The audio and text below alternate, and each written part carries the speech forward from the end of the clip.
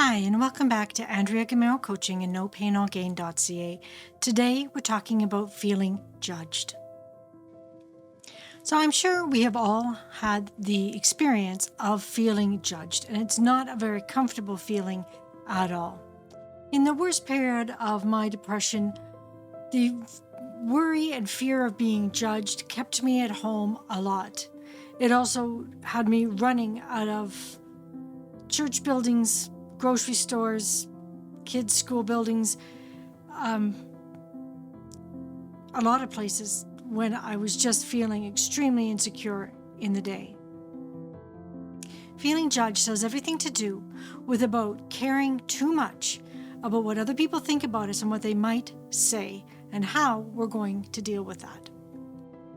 Therefore, being able to stop caring what other people think about us is paramount for us to get over the worry and fear of being judged. So here are my top 5 tips for how to stop worrying and caring about what other people think so that you can get on with your life and start doing the wonderful things God has planned for you. Here are the top 5 tips to stop feeling judged. Take back your power, journal, reframe your thoughts, use affirmations, know and accept who you are in God's eyes. So for those of you that don't know, this is Panda, and he wants to join us today, so he may be with us for a little bit. So first of all, we're going to take back your power. When you feel judged, it's usually because you think someone is better than you, or you care too much about their opinion of you. Now, of course, in a school or work situation, what your superiors or teachers think and say about you does matter. But we need to understand that we can't allow it to affect us to the point where we can't do our jobs or live our lives in a comfortable manner. In the end, what they think about you is just their opinion, and their opinion may not be the same as the opinion of a coworker or a friend or another teacher you may have. And their opinion is of no more importance than yours. So don't allow them to rule your life just because of their opinions. The important thing to remember is that when you do your work and put in your best effort, your work is going to speak volumes for you. So if you've got an overcritical supervisor that is complaining about your work and you don't agree with what they're saying, you can always take your work to someone else to get a second opinion, and then the two of you can go back to your supervisor and discuss it. Just remember that it is just their opinion, and when they do criticize you or offer up their opinions, you need to ask yourself, is this true or is it not? Is there anything valid in what they have to say about what I've done? And if they do, if there is some validation there, okay, great. What can you do to improve it to what they're expecting? And if it's not valid, then you can just dump it and keep moving forward. Because in the end, you've got to stick up for yourself and not live in fear that what you're doing is never going to be good enough. The really important thing to do is that you need to decide that you are valuable in your position, in whatever situation it is, no matter what gets said about you. In the end, you get to decide how you're going to handle being judged and receiving criticism. Are you going to look at it as an opportunity to grow, or are you going to look at it as something that devastates you? It should go without saying that looking at it as an opportunity to grow and improve is always a more positive way to look at it, because allowing it to devastate you, you are giving that person way too much power, you're giving the situation too much power, and you're not giving yourself the grace and the credit that you deserve. So make sure that you get to decide how you want to deal with it. And when somebody gives you correction or criticism, sometimes it's even better to look at more as correction than criticism. Criticism has a more negative attachment to it. So even looking at it, even a better step from correction would be that they're giving you feedback. Feedback is a little bit even more neutral than even a comment or critique. So look at it as feedback, and then decide that you're going to look at it as a positive feedback and a way that you can improve, grow, and become better at whatever it is you're doing. And whether you like the feedback or not that you're receiving, a great way to just reply is, thank you for your input. I will take that into consideration. And that's usually all it needs to be, unless the person is being very antagonistic, which would require a different approach. But you can still just use thank you. I will take that into consideration. Then go think about it, talk about it with someone else to get their second opinion, and then decide where you want to move forward from there. But again, the big word is decide. You get to decide. It's your life. You get to decide how you think about things, no matter how you were raised or what your environment was, whether you're in a positive environment or a negative environment. Now that you get to choose whether you want your mind to stay in a positive or a negative space. And positive space is always a better way to live because it does allow you to grow. The negative space is just going to drag you down and cause you more anguish and anxiety than is necessary. So decide today that you are going to go for the more positive outlook in every situation so that you can succeed in life. Walking away and giving yourself some time to think will also help you to understand and have that time you need to recognize whether their input is valid or not, and then how you're going to deal with it, which is a much better way than standing there and feeling completely anxious and anxiety-ridden because you don't know what to say next. So give yourself that time and just to go and think through what's just been said before you escalate it to a situation it doesn't need to be in. Our next step is to journal. And if you've watched any of my videos before, journaling is a big portion of what I do. And journaling is a great way to put all your thoughts on paper and so that you can analyze them, because sometimes they may seem really real and really factual in our head, and once you write them down you realize, yeah, that's not right. It sounded better in my head, but on paper you can really look at it and go, yeah, that's not true. Then you get to cross it off, and it feels so great to cross things off a list, no matter what kind of list it is. So, and then if it is true or feels true, then you can start working with it to get into a more helpful mindset. So here are some examples of the questions that you can ask yourself when you find yourself in these situations of getting feedback or criticism, and so that you can move forward and process through them faster. So you can start off with, why am I feeling this way? Why does their opinion matter so much to me? Are their statements true or not? What am I making their statements actually mean? Do they really deserve to have so much power over me? What will really happen if I don't accept their suggestions or thoughts about me? How do I want to respond to this in the future? Am I going to allow their voice to harm me or prevent me from being who God created me to be? And what's the worst thing that can happen if they are judging me? So your answers to these questions will vary depending on the situation.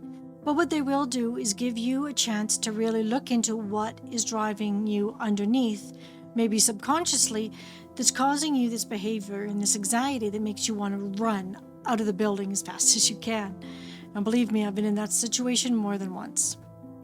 The bottom line is that it really doesn't matter what other people are thinking about you, because you can't change what they think about you anyway. The only thing you can really do is change how you respond in any given situation. So maybe having some ideas of how you want to respond if that situation pops up again will be really handy for your mind to jump into when you're faced with that again, because our brains are designed with this fight or flight response. So it's either, okay, how dangerous is the situation to my staying alive, basically. And then your brain can decide, hey, is this worth fighting over? Or is it better for me to just walk away right now and have the fight another day? And so that's what you need to be thinking about, is like, what's really going to happen if they are judging me? And for that one, for me, the big breakthrough with that was the phrase, so what if they are? So what if they do? Does it really matter? And most of the time, no, it's not. Because even in a situation of a performance review at work, if they say something that is totally out of line, you will almost always have the chance to refute their view of you and with their superiors if necessary, so that you can have a chance to say, hey, I'm surprised that you see things this way. That's not how I see them. And this is why things resulted in that way. And you can usually be able to reason it through. But for most situations with relationships with other people, really, it really doesn't matter if they are judging you. If they're not paying your rent, if they're not supporting you in some major way, it really doesn't matter what they think of you. Because even if they are talking behind your back and telling lies about you, the truth will always set you free. And those that are listening to them, if they know you, they're going to know that what they're saying is false. And if they don't know you, it really doesn't matter. So think about it. When you start feeling judged, even if you just come up with well, so what? Is this really going to kill me? What if they are judging me? It really doesn't matter. It really doesn't affect my life that much. I may not like it, but it's not the end of the world, and I'm not going to give them power over me anymore. Now, believe me, this has happened in a number of situations for me, and the freedom that I got when I stopped caring what other people thought about me has been one of the biggest breakthroughs that I've had. And sure, there's still people that I care a lot about what they think about me, but if I'm good with it, and I know God is good with it, and He's happy with me, with the decision I've made, then it really doesn't matter what anybody else thinks. So give that one a try. It really, truly is powerful. Another good question to ask yourself is, why am I giving them so much power? Because they really don't deserve it. They don't deserve to have that much power over you. Do they really deserve to make you have to go and take medication just to be around them? Or just to have you step out the door? They shouldn't have that much power over you. That they would keep you from a party that you really wanted to go to because you had other friends that you wanted to hang out with, but you don't go because you don't want to have an interaction with them. Don't give them that power. Take your power back and stand up for yourself and decide that you are just as valuable, just as important, and you have a right to be wherever you choose to be. So now we're on to reframing your thoughts, and reframing your thoughts is so incredibly important. So again, after you've done the journal and you put all your thoughts on paper, you go through them one by one and decide if they're true or if they're false. And if they're false, you just cross them off. It feels awesome, believe me. If they are true, or if they feel true, you then need to ask yourself, are they helpful? Because even if they seem true, they may not be helpful in the light that you're looking them at.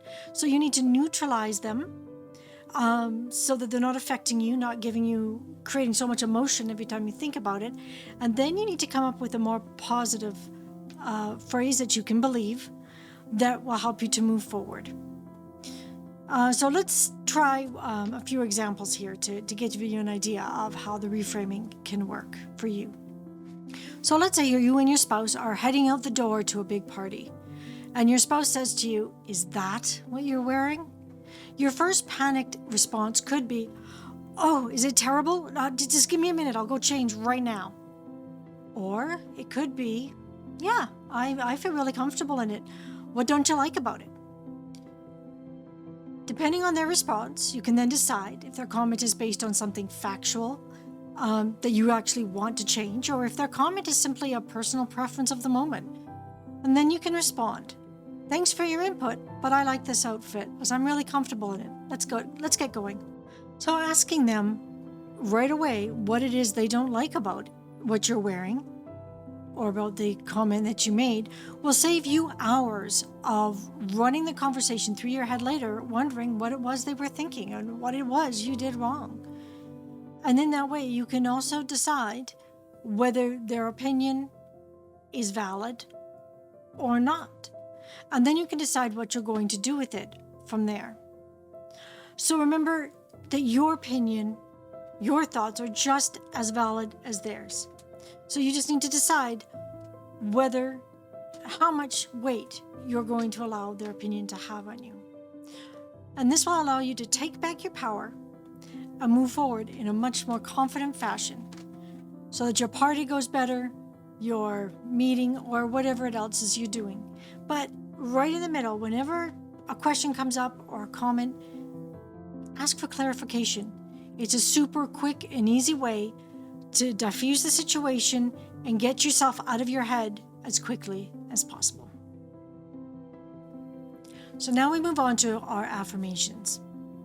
So affirmations are positive thoughts that help you to believe something new or to remove negative thoughts that are no longer helping you. Having some of these ready for some of your more common negative thoughts is essential to helping you build your self-esteem and confidence in social situations. Here are some affirmations that you might find helpful. Feel free to use them, change them, modify them in any way that will make them seem more believable and true for you. They may think that about me, but I'm not going to allow that to stop me, and I'm going to enjoy proving them wrong. Even if they are judging me, it's only their opinion, and that doesn't affect me anymore. Even if they are judging me, it doesn't mean they will stop loving me. This one is really important for relationships, close relationships, maybe with parents or spouse, kids, just knowing that you can have a different opinion and they're not going to stop loving you for it is really, really important. There's my opinion is just as valid as theirs, so it's okay if I disagree. My contributions in this world are changing lives, so I will continue doing what I'm doing. I am a child of God, and as long as I stand for Him, no one can stand against me. We are all equal in the eyes of God, and I am taking my power back. So what if they are judging me? It's not going to kill me, so let them think what they want. God has great plans for me, so I'm not going to let their small-mindedness hold me back. They are in charge of their lives, and I'm in charge of mine. Their thoughts about me don't matter. This is not the only job out there for me. If they don't appreciate what I bring to the company, I will find somewhere that does. So as I mentioned before, feel free to use these affirmations, adjust them in any way you like. The great things about affirmations is that you can change them up whenever you want. And you just keep repeating them over and over and over again until they become really natural and they become a belief. And when that clicks in, it's amazing. You'll get into a situation and that thought will be able to override the negative one almost immediately. So if you need any help with these, please reach out to me at andrea@nopainallgain.ca, and I'll be happy to help you create some that will be really helpful for your life. I mean, these are so incredibly effective. They're even been referred to as power statements or power phrases because they empower you and they help you to take back your strength and your power in life. So do give these a try. It's amazing how great they work. And you can either write them out, you can say them in your head, you can dictate them into your phone and play them back to you when you're having some moments of doubt. But however you want to use them, however they work for you, just use them because they do work. The next step is to know who you are in God's eyes. Now, a really big step for me was finally accepting who I was in God's eyes. Whether you're a Christian or not, God thinks the world of you. I mean, when He was planning the world and all the people that were going to be in it, He couldn't imagine the world without you. He put all the cogs in motion well before you were born to make sure that you ended up on this planet because he had great plans for you and he wants to be with you for eternity. So when you realize all the things that had to happen in order for you to be on the earth, it's pretty mind-blowing. And, I've been a Christian all my life, but somehow along the way, I'd forgotten who I was in God's eyes. I am his beloved child. I am the daughter of a king. I'm the apple of his eye. I'm his masterpiece. The Bible says so. And we need to start looking at ourselves in the same way, because God is not a liar. He's never lied once in all existence, and he never will. It's just not a part of his character. So if he says it, you can believe it. Because if you don't, you're calling God a liar. And I know for me, when I finally made that realization, that if I didn't start believing this stuff about myself, I was calling him a liar. And I know he's not, and that's something I would never want to do. And that is when things started changing for me, and I could start believing that my opinion mattered and that I had a big role to play in this world. And then to start following that so that I could honor God for everything he's done for me. So here are some examples of the things that God has said about you in the Bible, so that you can understand how important you are to him. In Ephesians 2:11, it says, "For we are God's masterpiece. He has created us anew in Christ Jesus, so we can do the good things he planned for us long ago."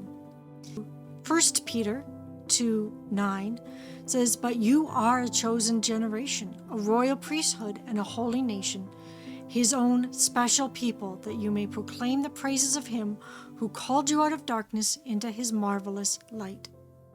In Psalms 139:14, it says, "I will praise you," meaning God, "for I am fearfully and wonderfully made.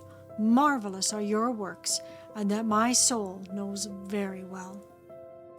And in Romans 8:16 and Jeremiah 29:11, both say, "The Spirit himself bears witness with our spirit that we are children of God." In the Garden of Eden, Jesus created us as the crowning glory of God's achievement. In the very image of God himself. Let that sink in. You were created in the image of God as his crowning glory. So everyone on earth, whether they believe in God or not, are children of God. He wants every single one of us to be with him in heaven for eternity. When he brings heaven down to earth, he wants all of us to be there. And we get our entire lives to decide whether we want that too, because God isn't going to force anybody to be with him for eternity if they don't choose to be, because for them that wouldn't be heaven. He doesn't want to torment anybody who doesn't want to be around him. But he keeps putting forward his hand for anybody who's willing to accept it. And with Jesus dying on the cross for us, so that we could be with him forever, who wouldn't want to be with him forever? Who wouldn't want to be in a place where love prevails, where there's no more sickness, death, or dying, no more animosity, no more them and us? Who wouldn't want to be there for eternity with Jesus, who is the embodiment of love? But that's your choice. That's everyone's choice. We get to decide whether we want to be with him, and all we have to do is say, "Yes, I want you in my heart. I want you in my life. I want to become more like you." Accept him as your Lord and Savior, and he will be more than happy to enter your heart and help you start that journey today. But knowing that God wants all of us, that we're all God's children, it means that no matter where you were born, when you were born, the financial capabilities of your family at the time you were born and through your entire life, we are all equal in God's eyes. all equal. Let that sink in. So if we're all equal, that means that our opinions are all just as valid as anybody else's. So take back your power, knowing that you are a child of God. You are equal to everybody else. It doesn't matter to the CEO of the company or the person in the mailroom. All of you are equal in God's eyes. So your opinion matters. So when you're in a meeting, a staff meeting, in a boardroom, and they ask your opinion, be willing to give your opinion because it matters just as much as theirs. And once you accept this fact, you can take your power back. And the freedom you will experience once you take your power back is immeasurable. So in conclusion, don't allow someone else's opinion of you to stop you from living your life to the fullest. Their opinion really doesn't matter because your opinion and their opinion are equal. It's just as valid. As long as you're okay with it and God's okay with it, it really doesn't matter what they think about you. I have come so far from the people pleaser I used to be. And believe me, I still want everybody around me to be happy, and I still want to make them as happy as far as I am able. But if they're not happy with me, if what I'm doing is not enough to make them happy, I don't worry about it anymore because I can't affect what they think. I can only handle, I'm only responsible for how I respond. And that's the same for you too. So decide that you are going to take your power back, that you're going to not worry about being judged anymore, because it really doesn't matter what they think about you. It matters what you think and what God thinks. That's it. And then work on how you want to respond in these situations moving forward. And that you're not going to allow them to have that much power over you because they don't deserve it. They don't.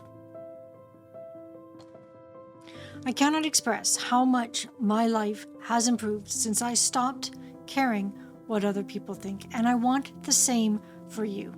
So if you have trouble caring what other people think, would like some help on getting past this, please reach out to me at andrea@nopainallgain.ca, and I would be happy to chat with you and see where we can go together from there to help you live the best life possible.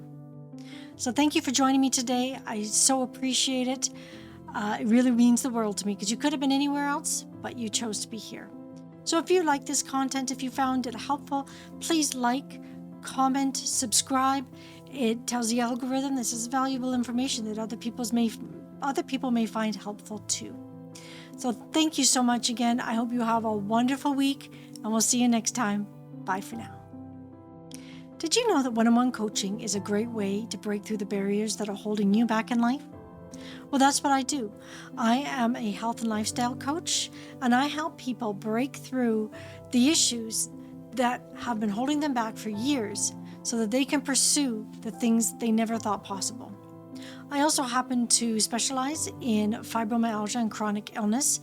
And so if you know someone, or if you are someone who is battling fibromyalgia or chronic illness and would like help finding tips and ways to improve your life right now, please reach out to me at andrea@nopainallgain.ca, and we can set up a free consultation and decide if working together would be a good fit for both of us. Also, I have just written a book on that subject called Tips for Living with Fibromyalgia and Chronic Illness. It's available on Amazon.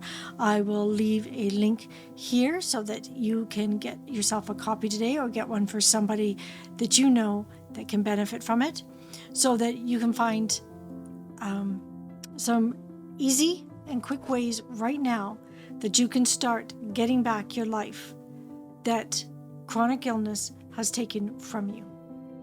So I hope you find this helpful. I hope you have a wonderful week. I'd love to hear from you, and we'll see you next time. Bye for now.